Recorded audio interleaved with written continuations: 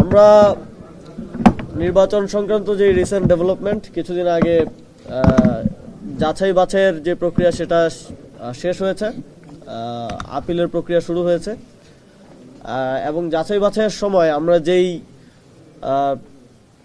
বিধি ভঙ্গের যেই নমুনাগুলো পেয়েছি বিভিন্ন জায়গায় আমরা দেখেছি, বিশেষ করে আমাদের যেই ৪৫টা আসনে আমরা মনোনয়নপত্র জমা দিয়েছি এবং এর বাইরেও আরও যেই যেই জায়গায় নিয়ম ভঙ্গ হয়েছে সেগুলো নির্বাচন কমিশনের দৃষ্টি আকর্ষণ করা এবং এইসব বিষয়ে জরুরি ব্যবস্থা গ্রহণ, বিধিপূর্বক ব্যবস্থা গ্রহণ এবং যেহেতু সামনে শুনানি আছে সেই শুনানিতে যেন এই ধরনের কোনো ধরনের প্রেফারেন্স এবং একতরফা কিছু না দেখা যায় সে বিষয়ে আজকে কথা বলতে এসেছিলাম এবং আমরা তাদের সাথে কথা বলেছি, আমাদের ফর্মাল বিষয়গুলো তাদেরকে দিয়ে এসেছি।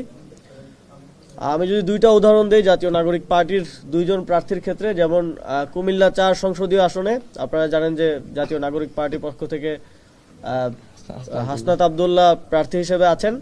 সেখানে আমরা দেখেছি যে বিএনপির যিনি প্রার্থী তিনি তার প্রায় ১০০ কোটি টাকার উপরে ঋণ খেলাপির তথ্য গোপন করেছেন, যদিও তিনি হাইকোর্ট থেকে সে বিষয়ে একটা স্টে অর্ডার এনে সেটা বাংলাদেশ ব্যাংকে দিয়েছেন, কিন্তু নির্বাচন কমিশনে দেয়া তার হলফনামায় সেই তথ্য উদ্ধৃত করা হয়নি, যেটা স্পষ্টই নিয়মের ব্যত্যয় ঘটিয়েছে। কিন্তু তারপরেও আমরা দেখলাম যে তার প্রার্থিতা বৈধ ঘোষণা করা হয়েছে। এবং সিলেটে আমরা দেখেছি যে সিলেট ১ আসনে আমাদের জাতীয় নাগরিক পার্টির পক্ষ থেকে প্রার্থী হিসেবে আছেন এতেশাম হক। তার যেই দ্বৈত নাগরিকত্ব বিষয়ে যেই তথ্য তিনি অনুরোধ করেছিলেন যে তিনি সেটা পরবর্তীতে দাখিল করবেন, তারপরেও তার যেই মনোনয়নপত্র সেটা বাতিল বলে ঘোষণা করা হয়েছে। কিন্তু একই জেলায় আমরা দেখলাম সিলেট ৩ আসনে বিএনপির প্রার্থীর ক্ষেত্রে একই ধরনের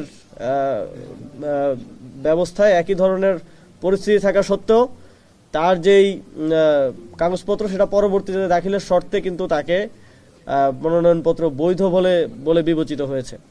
তো এবং সিলেট জেলার যে ডিসি ছিলেন তিনি পুরোটা বিষয় দেখেছেন এবং তিনি একজনের ক্ষেত্রে একই ধরনের পরিস্থিতিতে দুইজনকে দুই ধরনের রায় দিলেন, একজন এটা বাতিল করলেন আর একজন এটা বৈধ করলেন। এটা আমরা মনে করি যে স্পষ্টভাবেই একটি নির্দিষ্ট দলের প্রতি, একটি নির্দিষ্ট গোষ্ঠীর প্রতি প্রশাসনের এক ধরনের একতরফা এবং পক্ষপাতিত্বের পরিচয় আমরা দেখেছি।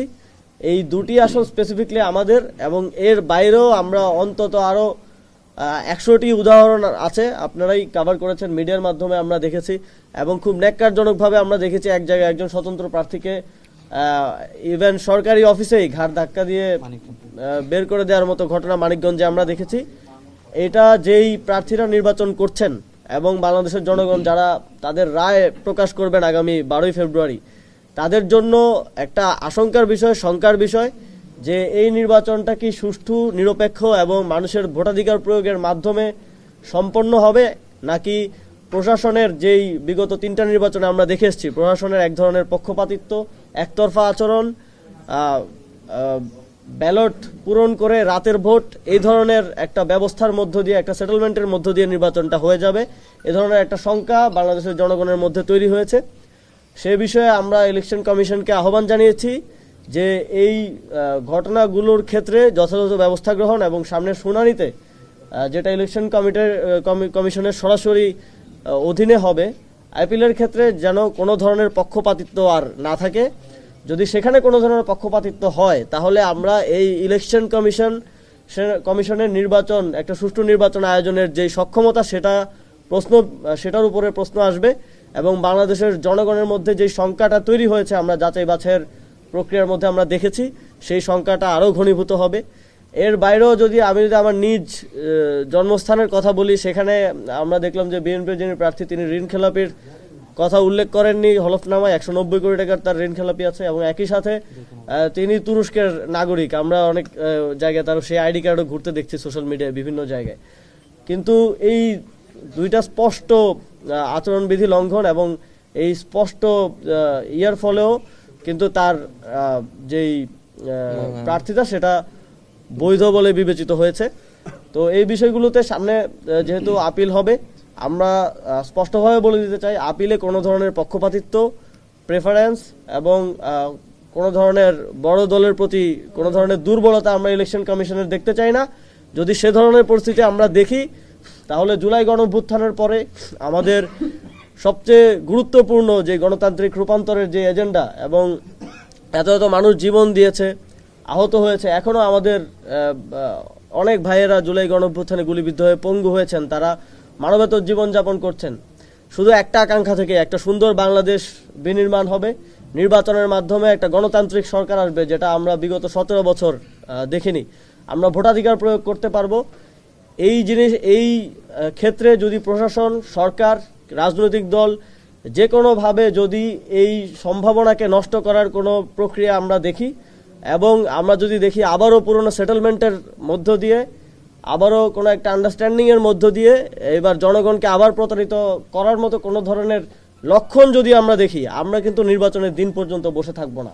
আমরা প্রয়োজনে আবার রাজপথে নামবো, প্রয়োজনে আমরা আমাদের যেই সুষ্ঠু নির্বাচন, নিরপেক্ষ নির্বাচন এবং জনগণের রায় দেওয়ার যেই অধিকার, সেটা ছিনিয়ে নিব। আমরা আমাদের আরও কিছু কনসার্ন নির্বাচন কমিশনকে জানিয়েছি, যেমন জাতীয় পার্টির নির্বাচনে অংশগ্রহণ করার বিষয়ে আমাদের দলের পক্ষ থেকে এক ধরনের কনসার্ন ছিল যে আমরা চাই না যে ফ্যাসিবাদের যারা দোষর আছেন এবং বিগত ফ্যাসিবাদকে যারা বিভিন্ন উপায়ে বৈধতা দিয়েছেন, তারা যেন কোনোভাবেই এই নির্বাচনে অংশগ্রহণ না করতে পারেন। এবং এর বাইরেও আমরা শঙ্কার সাথে লক্ষ্য করেছি কিছু জায়গায় জুলাই গণঅভ্যুত্থানে হত্যা মামলার আসামি, এবং এমনও আছেন যারা 5টি মামলার হত্যা মামলার আসামি, তাদেরও মনোনয়নপত্র বৈধ বলে গৃহীত হয়েছে। এবং স্থানীয়ভাবে তারা ফ্যাসিবাদী আওয়ামী লীগের যারা দোষর আছেন, তাদের অর্থ, তাদের মাফিয়া এবং মাস্তানদেরকে নিয়ে এক ধরনের নির্বাচনী মহড়ার দিকে যাচ্ছেন, নির্বাচনী প্রক্রিয়ার দিকে যাচ্ছেন। সেটির ক্ষেত্রেও সরকার, নির্বাচন কমিশন এবং প্রশাসনকে আরও শক্ত অবস্থান নিতে হবে। আমরা আমাদের এই কনসার্নগুলো ইলেকশন কমিশনকে জানিয়েছি। খুবই দুঃখের সাথে আমরা একটা জিনিস প্রত্যক্ষ করেছি যে বিগত কিছুদিনে সাম্প্রতিক একটি দলের চেয়ারপারসন দেশে এসেছেন। আমরা অবশ্যই তাকে আমাদের পার্টির পক্ষ থেকেও, সকলের পক্ষ থেকে ব্যক্তিগতভাবেও স্বাগত জানিয়েছি। তবে তারপরে আমরা যেটা দেখলাম, সেটা বাংলাদেশের গণতন্ত্রের জন্য একটা অশনি সংকেত। আমরা দেখলাম যে বিভিন্ন সরকারি কর্মকর্তারা, বিভিন্ন গোয়েন্দা সংস্থার প্রধানগণ একটা পার্টি অফিসের দিকে তাদের কেবলা ঠিক করে ফেলেছেন। তারা সেখানে নিয়মিত যাচ্ছেন, এবং আমরা মনে করছি যে এটা বাংলাদেশের গণতন্ত্রের জন্য হুমকি স্বরূপ। আমরা বিগত সময়ে যেই ইল প্র্যাকটিসগুলো দেখে এসেছিলাম আওয়ামী ফ্যাসিবাদের সময়, সেগুলো আবারও দেখা যাচ্ছে, সেগুলো আবারও মাথা ছেড়ে দিয়ে উঠছে। আমরা বাংলাদেশে সবসময়ই দেখেছি প্রশাসনের ঝোঁক থাকে ক্ষমতাসীনদের প্রতি, কিন্তু ক্ষমতাসীন হওয়ার আগেই, মানুষের জনরায় প্রকাশিত হওয়ার আগেই এই ধরনের ধৃষ্টতা আমরা কোনোভাবেই মেনে নেব না। এবং আমরা সরকারকে এবং নির্বাচন কমিশনকে আহ্বান জানাবো যে যারা সেখানে গিয়েছেন, তারা স্পষ্টভাবেই তাদের সরকারি চাকরির যে বিধিমালা, সেটা লঙ্ঘন করেছেন। এবং একই সাথে বাংলাদেশের মানুষের আগামী নির্বাচনে জনরায় দেওয়ার এবং ভোটাধিকার প্রয়োগ করার যে একটা উৎসাহ ছিল, সেই উৎসাহেও ভাটা পড়েছে এই ধরনের কার্যক্রমের মধ্য দিয়ে। আমরা সরকারকে আহ্বান জানাবো যে যারা সেখানে গিয়েছেন, তাদের বিরুদ্ধে দ্রুত শাস্তিমূলক ব্যবস্থা গ্রহণ করা, এবং এটা জনগণের কাছে নিশ্চিত করা যে জনগণের ভোটাধিকার দেওয়ার জন্য এখনো সুযোগ বাকি আছে, এখনো আপনাদের মধ্যেই কোনো সেটেলমেন্ট হয়ে যায় নাই। এই কনফিডেন্সটা আপনাদেরকেই আনতে হবে। এখনো যখন রাস্তায় বের হই, মানুষ জিজ্ঞেস করে যে ভাই নির্বাচন কি হবে কিনা। তো আমি মনে করি যে এটা সরকারের এবং নির্বাচন কমিশনের ব্যর্থতা, যে এখন পর্যন্ত মানুষকে ওই কনফিডেন্সটা তারা দিতে পারেননি যে নির্বাচন হবে কি হবে না, এটা নিয়ে মানুষের মধ্যে শঙ্কা আছে। যখন এই বিষয়গুলো নিয়ে শঙ্কা থাকে, তখন মানুষ আসলে ভোটাধিকার প্রয়োগের ক্ষেত্রে আগ্রহ পান না। এবং আরেকটি বিষয় আমরা নির্বাচন কমিশনের দৃষ্টি আকর্ষণ করেছি, সেটা হচ্ছে আমরা দেখি যে অনেক এলাকাতেই এখনো সন্ত্রাসীরা, সশস্ত্র সন্ত্রাসীরা এবং চিহ্নিত সন্ত্রাসীরা খোলা আসমানের নিচে ঘুরে বেড়াচ্ছে। তাদেরকে জেলখানার বাইরে রেখে কোনোভাবে একটা সুষ্ঠু নির্বাচন আয়োজন করা সম্ভব না। এটা আমরা আমাদের তফসিল ঘোষণার পরের দিনই দেখেছি। আমাদের সহযোদ্ধা শরীফ ওসমান বিন হাদি, তিনি গুলিবিদ্ধ হয়েছেন এবং পরবর্তীতে তিনি শহীদ হয়েছেন। তো সন্ত্রাসীদেরকে যদি, চিহ্নিত সন্ত্রাসীদের প্রত্যেকটা থানার কাছে কিন্তু ইনফরমেশন থাকে যে ওই থানার অধীনে কোন কোন সন্ত্রাসীরা ঘুরে বেড়াচ্ছেন, কাদের কাছে অস্ত্র আছে, অবৈধ অস্ত্র আছে, কারা মাদকের কার্টেলগুলো চালান। তো ওই ইনফরমেশনগুলোকে কাজে লাগিয়ে অতি সত্বর তাদেরকে গ্রেফতার করতে হবে। সারা দেশব্যাপী গ্রেফতার অভিযানের মাধ্যমে তাদেরকে গ্রেফতার করে মানুষকে নিশ্চয়তা দিতে হবে যে মানুষ নিরাপদে, নির্বিঘ্নে, সুষ্ঠু এবং নিরপেক্ষ নির্বাচনে তাদের ভোটাধিকার প্রয়োগ করতে পারবেন। একটি প্রশ্ন, সেটা হচ্ছে মানে এখন পর্যন্ত আপনি বলছেন সবকিছু, তারপরও এই কমিশনের উপর আপনারা মানে নির্ভর করতে পারছেন কিনা, সুষ্ঠু নির্বাচন হবে কিনা, এবং রাজপথেও নামবেন বলতেছেন। এবং একই সঙ্গে একটা কথা শোনা যাচ্ছে যে জামাতের সঙ্গে আপনাদের যে নেগোসিয়েশন, সেখানে 30টি আসন দেওয়ার কথা ছিল, এখন 10টি শোনা যাচ্ছে। একটু বলতেন দুটো বিষয়। কোনো ধরনের রিউমারে কান দেবেন না দয়া করে। আমাদের যেই আলোচনা ছিল সেটা এখনো চলমান আছে। সে বিষয়ে জোটের পক্ষ থেকে আপনাদেরকে আনুষ্ঠানিকভাবে জানানো হবে। প্রথম কোশ্চেনটা কি ছিল? মানে এখন পর্যন্ত যা যা দেখছেন আপনি, এই কমিশনের উপর নির্ভর করে সুষ্ঠু নির্বাচন হবে কিনা নির্ভর করতে পারছেন কিনা? এই বিষয়টা আপেক্ষিক। এই বিষয়ে আমরা নির্বাচনের পরের দিন বলতে পারবো যে এই কমিশন কতটুকু সুষ্ঠু এবং নিরপেক্ষ নির্বাচন আয়োজন করতে পারলো কি পারলো না। তবে এখন পর্যন্ত আমরা যেই লক্ষণগুলো দেখেছি, যাচাই বাছাইয়ের ক্ষেত্রে বলেন কিংবা এখন পর্যন্ত আমরা দেখি যে আচরণবিধি অনেক জায়গায় লঙ্ঘিত হচ্ছে। আমরা ঢাকা বিশ্ববিদ্যালয় সহ বিভিন্ন জায়গায় দেখি যে পোস্টার ঝুলছে, যেটা স্পষ্টভাবেই এখন করার সুযোগ নেই। আমরা বিভিন্ন প্রার্থীদেরকে দেখি যে তারা বিভিন্ন অনুষ্ঠানের প্রধান অতিথি হচ্ছে, যেটা স্পষ্টভাবে নির্বাচনী আচরণবিধির লঙ্ঘন। তো এখন পর্যন্ত আমরা সম্পূর্ণ আস্থা রাখতে পারছি না। আমরা তাদেরকে ক্রিটিক্যালি দেখছি, তবে এটা তাদেরকে প্রমাণ করতে হবে যে কতটুকু সুষ্ঠু নির্বাচন তারা আয়োজন করতে পারবেন, এবং এই বিষয়গুলোতে যথাযথ ব্যবস্থা গ্রহণের মাধ্যমে, এক্সাম্পলারি ব্যবস্থা গ্রহণের মাধ্যমে কনফিডেন্সটা তাদের প্রতি, তাদের নিজেদেরকেই ফিরিয়ে আনতে হবে। আপনি বলেছেন যে মানুষ আপনি বের হলে জিজ্ঞেস করছে ভোট হবে কিনা, একটা শঙ্কা কাজ করছে। আপনারা দলীয়ভাবে আপনাদের মাঝে এই ধরনের কোনো শঙ্কা আছে কিনা নির্বাচন নিয়ে? আমরা যখন দেখি যে একজন প্রার্থীকে সরকারি অফিসেই, যেখানে শুনানি হওয়ার কথা, সেখানে ঘাট ধাক্কা দেওয়া হচ্ছে, তখন তো স্পষ্টভাবেই এই শঙ্কা আমাদের মধ্যেও কাজ করে। এবং আমরা যখন দেখি যে বিভিন্ন এলাকায় সন্ত্রাসীরা খোঁড়া ঘুরে বেড়াচ্ছে, এবং আমরা দেখি যে বিভিন্ন জায়গায় প্রশাসন পক্ষপাতিত্ব করছে, তখন এই শঙ্কাগুলো আমাদের মধ্যে অবশ্যই আছে। এবং আমরা এক্ষেত্রে ধৈর্য সহকারে সরকার, নির্বাচন কমিশন সহ সকলকে আমাদের জায়গা থেকে তথ্য দিয়ে, এবং প্রয়োজনে তারা যদি চায় আমরা মাঠে আমাদের শক্তি দিয়েও তাদেরকে সহযোগিতা করতে চাই একটা সুষ্ঠু নির্বাচন আয়োজনের ক্ষেত্রে। তবে এক্ষেত্রে তাদের সদিচ্ছাটা সবচেয়ে বেশি গুরুত্বপূর্ণ। এখন পর্যন্ত আমরা যে লক্ষণ দেখছি তাতে অবশ্যই স্বাভাবিকভাবেই সকলের মধ্যে এই শঙ্কাটা রয়েছে। তবে এই শঙ্কা দূর করার দায়িত্ব সরকার এবং নির্বাচন কমিশনের। সুষ্ঠু নির্বাচনের শঙ্কা না নির্বাচন অনুষ্ঠিত হওয়া নিয়ে শঙ্কা? সবকিছু নিয়েই শঙ্কা রয়েছে। তবে এটা আমাদের জন্য চ্যালেঞ্জ, গণতান্ত্রিক রূপান্তরটাকে সুষ্ঠুভাবে বাস্তবায়ন করা। এটা যেমন সরকার, নির্বাচন কমিশনের দায়িত্বই 80-90%, তবে রাজনৈতিক দল, তারপরে দেশের জনগণ সহ সকল স্টেক হোল্ডারদের দায়িত্ব এই দেশের ভবিষ্যৎ যেন একটা সুন্দর গণতান্ত্রিক রূপান্তরের মধ্য দিয়ে একটা সুন্দর ভবিষ্যতের দিকে আমরা যেতে পারি, সেটা নিশ্চিত করা। সেই জায়গা থেকে সকলের সহযোগিতা আমি কামনা করব। তবে এই নেতৃত্বটা দিতে হবে সরকার এবং নির্বাচন কমিশনকে। সেক্ষেত্রে কোনো ধরনের পক্ষপাতিত্ব, ভয় কিংবা আগে আমরা যেভাবে দেখেছি যে সেটেলমেন্টের মধ্য দিয়ে তাদের যাওয়া চলবে না। যদি তারা মনে করে যে কোথাও তাদের ভয় আছে কিংবা কোথাও কোনো রাজনৈতিক দল বা কোনো গোষ্ঠী বা পক্ষ তাদেরকে বাধা দিচ্ছে, সেটাও জনগণের কাছে স্পষ্ট করা তাদের দায়িত্ব বলে আমরা মনে করি। আপনি একটু আগে বলেছেন যে আন্দোলনে যাবেন। নির্বাচন কেন্দ্রিক আইন শৃঙ্খলা পরিস্থিতি খুবই হতাশাজনক বলে আমি মনে করি, যেহেতু তফসিলের পরের দিনই আমরা দেখেছি যে একজন চিহ্নিত আসামি, যিনি জামিনে বের হয়েছিলেন কিছুদিন আগে, তার হাতে আমাদের একজন সহযোদ্ধা শহীদ হয়েছেন। এবং এর ফলেই কিন্তু এই নির্বাচন নিয়ে শঙ্কাটা মানুষের মনে আরো বেশি তৈরি হয়েছে। তো এখন পর্যন্ত আমরা সেভাবে দৃশ্যমান আইন শৃঙ্খলা বাহিনীর উপস্থিতিও নির্বাচন কেন্দ্রিক আমরা লক্ষ্য করতে পারছি না। আগে যেরকম ছিল সেরকমই দেখা যাচ্ছে। আমরা এক্ষেত্রে নির্বাচন কমিশনকেও এই কনসার্নটা জানিয়েছি যে মাঠ পর্যায়ে আরো বেশি উপস্থিতি এবং আরো অ্যাক্টিভ কার্যক্রম তাদেরকে অংশগ্রহণ করতে হবে। এবং একই সাথে এই যে সন্ত্রাসীরা এখনো খোলা ঘুরে বেড়াচ্ছে, তাদের ব্যাপারে কঠোর দৃশ্যমান ব্যবস্থা নিতে হবে যদি মানুষের এই কনফিডেন্সটা আবার তারা ফিরিয়ে আনতে চান যে নির্বাচনটা সুষ্ঠুভাবে হচ্ছে এবং নির্বাচনটা আসলে সঠিক সময়ে হচ্ছে। আপনি বলছিলেন আন্দোলনে যাবেন, এটা কি আপিল শুনানির পরে আন্দোলন? টাইমলাইনটা কবে এবং কি কি কারণ স্পষ্ট করবেন কি? আন্দোলন যাওয়ার বিষয়টা আসলে আমরা এখনো দেখতে চাচ্ছি, আমরা এখনো নির্বাচন কমিশন এবং সরকারের সদিচ্ছা এবং তারা যে পক্ষপাতিত্ব মুক্তভাবে কাজ করছেন এই বিষয়ে তারা আমাদেরকে আস্থা দেওয়ার চেষ্টা করেছেন। তবে অবশ্যই আমরা তাদের কাজের মাধ্যমে, তাদের কথার মাধ্যমে নয়, তাদের কাজের মাধ্যমেই আমাদের আস্থা ফিরবে কি ফিরবে না সেটা আমরা দেখব।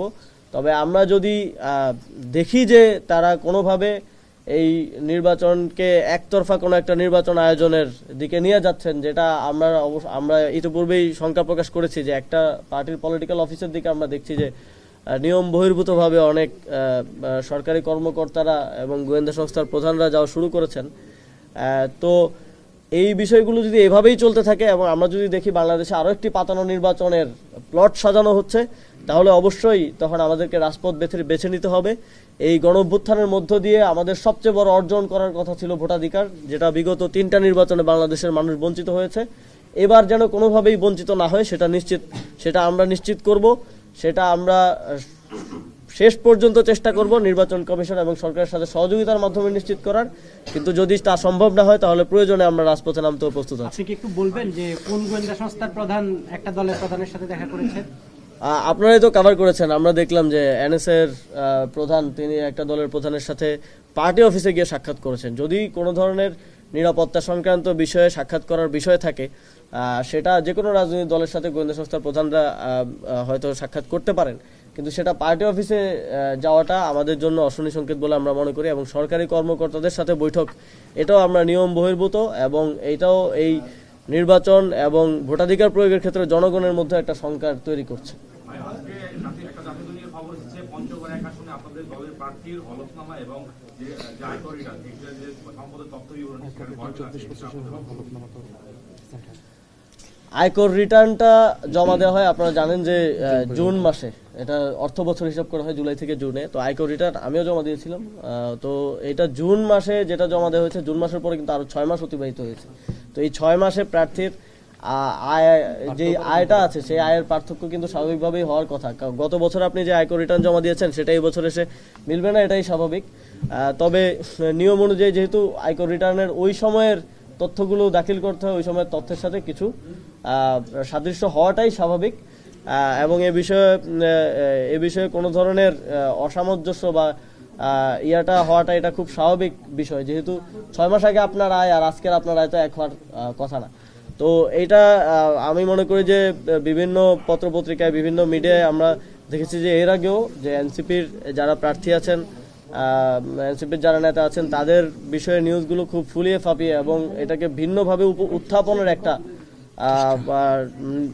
চেষ্টা আমরা দেখেছি। আপনি যদি ওই প্রায় যতজন প্রার্থী হলফনামা জমা দিয়েছেন, কারোই আপনি আয়কর রিটার্ন আর বর্তমান আয়ের মধ্যে এক ধরনের দেখতে পাবেন না, কারণ 6 মাসে অনেক কিছু চেঞ্জ হয়। Thank you.